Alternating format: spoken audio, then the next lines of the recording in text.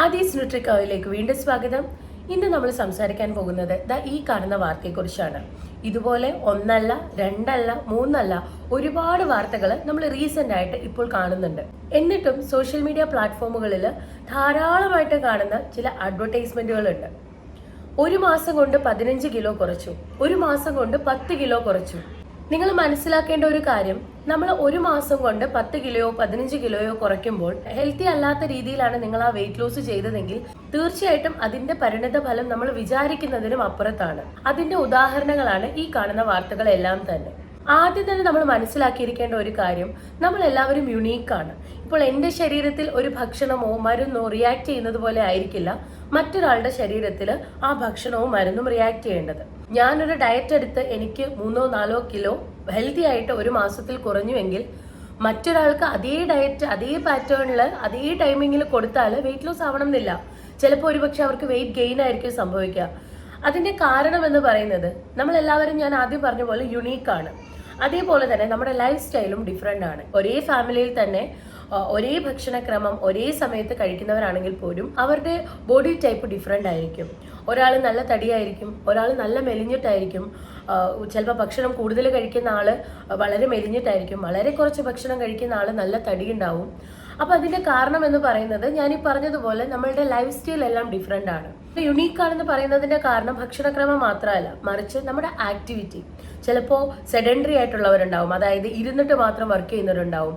So അതിനനുസരിച്ച് നമ്മുടെ wait ഗെയിനും wait ലോസും ഒക്കെ സംഭവിക്കുന്നു. പറഞ്ഞു വന്ന പോയിന്റ് എന്ന് പറയുന്നത്, ഞാനൊരു ഡയറ്റ് യൂസ് ചെയ്ത് വെയിറ്റ് ലോസ് ആയി, നിങ്ങൾ ഇത് ട്രൈ ചെയ്ത് നോക്കൂ, നിങ്ങൾക്ക് വെയിറ്റ് ലോസ് ആവും എന്ന് പറയുന്നത് ശുദ്ധ മണ്ടത്തരമാണ്. അതിന്റെ ഒപ്പം പ്രധാനമായിട്ട് പറയേണ്ട ഒരു കാര്യമാണ്, നമ്മുടെ ഹ്യൂമൻ ബോഡി എന്ന് പറയുന്നത് സെയിം ലൈക്ക് എ മെഷീൻ. അതായത് ഒരു മെഷീൻ വർക്ക് ചെയ്യണം എന്നുണ്ടെങ്കിൽ തീർച്ചയായിട്ടും അതിന് ഫ്യൂവൽ വേണം. അതിപ്പോൾ നമ്മൾ ഡീസൽ ആയിട്ടോ ഓയിലായിട്ടോ പെട്രോൾ ആയിട്ടോ ഒക്കെ ആ മെഷീൻ വർക്ക് ചെയ്യാനായിട്ട് അതിനൊരു ഫ്യൂവൽ വേണം, എനർജി പ്രൊഡ്യൂസ് ചെയ്യാനായിട്ട്. അതേപോലെ തന്നെയാണ് ഒരു ഹ്യൂമൻ ബോഡി ആക്റ്റീവായി ഇരിക്കണം എന്നുണ്ടെങ്കിൽ ഫ്യൂവൽ വേണം.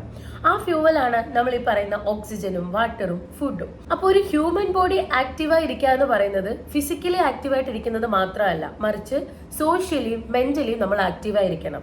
അപ്പോൾ അവിടെ വരുന്ന പ്രധാന ഒരു പ്രശ്നമാണ്, പലരും പറഞ്ഞു കേൾക്കുന്ന ഒരു കാര്യമാണ്, ഞാനിപ്പോൾ ഫുഡ് അങ്ങനെ കഴിക്കുന്നില്ല, ഞാൻ ഉച്ചയ്ക്ക് മാത്രമാണ് കഴിക്കുന്നത്. എൻ്റെ പ്രധാന പ്രശ്നം എന്ന് പറഞ്ഞാൽ വൈകുന്നേരം ആകുമ്പോഴത്തേക്ക് എനിക്ക് ഭയങ്കര ക്രേവിങ്സ് ആണ്, അതേപോലെ തന്നെ ഭയങ്കര ക്ഷീണം.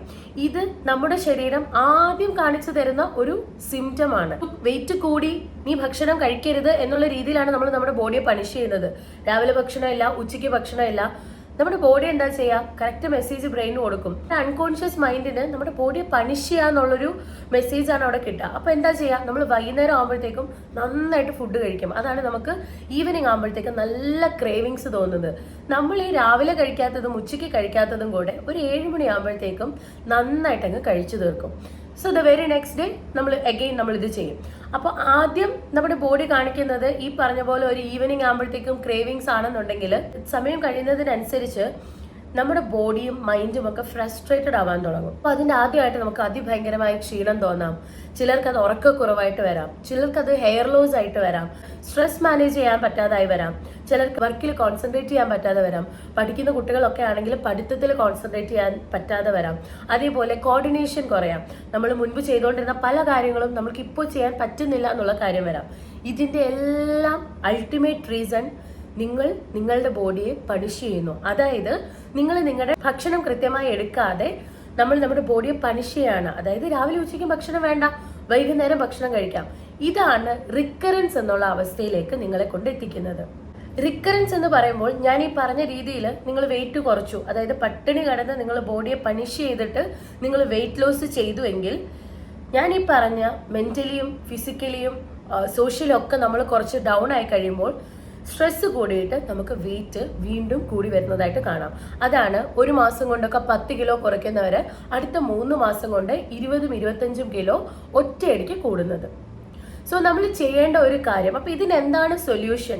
അപ്പൊ നമ്മൾ എങ്ങനെയാണ് ഡയറ്റ് ഫോളോ ചെയ്യുന്നത്, എങ്ങനെയാണ് നമ്മൾ ഹെൽത്തി ആവേണ്ടത്?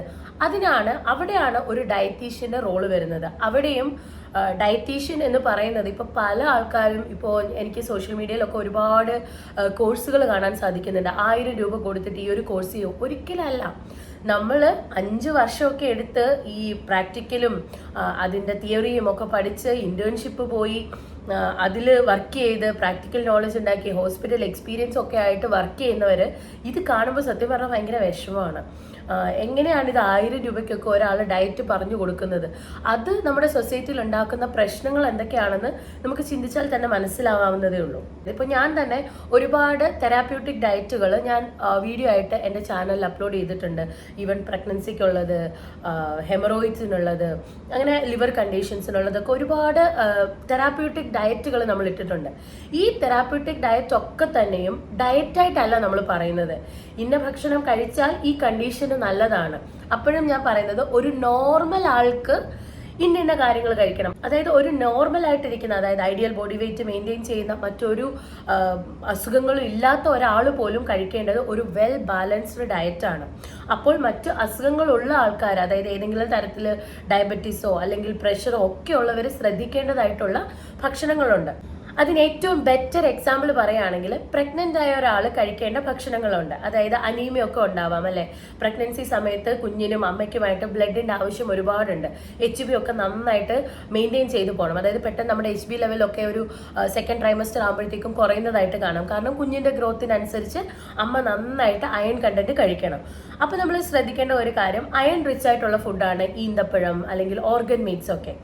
അതേ സ്ഥാനത്ത് ഒരു സ്പോട്ടിങ് സംഭവിച്ചിട്ടുള്ള ഒരു പ്രഗ്നന്റ് വുമൺ ആണ്, അതായത് ഇടയ്ക്ക് ഒരു ബ്ലീഡിംഗ് ഒക്കെ ഉണ്ടായിട്ടുണ്ടെന്നുണ്ടെങ്കിൽ അവര് അയൺ റിച്ച് ആയിട്ടുള്ള ഫുഡ്, നന്നായിട്ട് ശർക്കരയും നല്ല ഈന്തപ്പഴത്തിന്റെ അളവൊക്കെ നന്നായി കഴിക്കുക, ഓർഗൻ മീറ്റ്സ് ഒക്കെ ഡെയിലി ഇൻടേക്ക് എടുക്കുകയാണെങ്കിൽ അവർക്ക് ബ്ലീഡിംഗ് ഉണ്ടാവാനുള്ള ചാൻസ് ഉണ്ട്. സോ അതിൽ നിന്ന് തന്നെ മനസ്സിലാക്കാം അയൺ ഏറ്റവും കൂടുതൽ എടുക്കേണ്ട ഒരു ടൈമാണ് പ്രഗ്നൻസി എന്ന് പറയുന്നത്. പക്ഷെ ആ സമയത്തും ഇത്തരത്തിലുള്ള ബുദ്ധിമുട്ടുകൾ ഉണ്ടെങ്കിൽ അയൺ വളരെ കുറച്ച് അല്ലെങ്കിൽ മറ്റു സോഴ്സുകളിലൂടെ വേണം നമ്മൾ എടുക്കാനായിട്ട്. അത് തന്നെയാണ് ഓരോ കണ്ടീഷനും നമ്മൾ കൊടുക്കുന്ന ഡയറ്റ് എന്ന് പറയുന്നത്. അതുകൊണ്ടാണ് പറയുന്നത് മറ്റൊരാൾക്ക് റിസൾട്ട് കണ്ട ഡയറ്റ് നമ്മൾ ചെയ്യുന്നത് കൊണ്ട് അതിൽ വലിയ ഉപകാരമൊന്നും നമുക്ക് കിട്ടണമെന്നില്ല, മറിച്ച് അത് വളരെ നെഗറ്റീവ് ആയിട്ടുള്ള ഇമ്പാക്റ്റ് നമ്മുടെ ശരീരത്തിൽ ഉണ്ടാവാനും സാധ്യതയുണ്ട്. അപ്പൊ നിങ്ങൾ ചോദിക്കാം, ഞാൻ ഈ പറഞ്ഞതുപോലെ ഇന്റർമീഡിയറ്റ് ഫാസ്റ്റിംഗ് ഒക്കെ എടുക്കുന്നവരാണെങ്കിൽ അവർക്ക് കുഴപ്പമില്ലല്ലോ. ഇന്റർമീഡിയറ്റ് ഫാസ്റ്റിംഗ് എന്ന് പറയുന്നത് അവര് ഫുൾ ഡേ പട്ടിണി കിടക്കല്ല.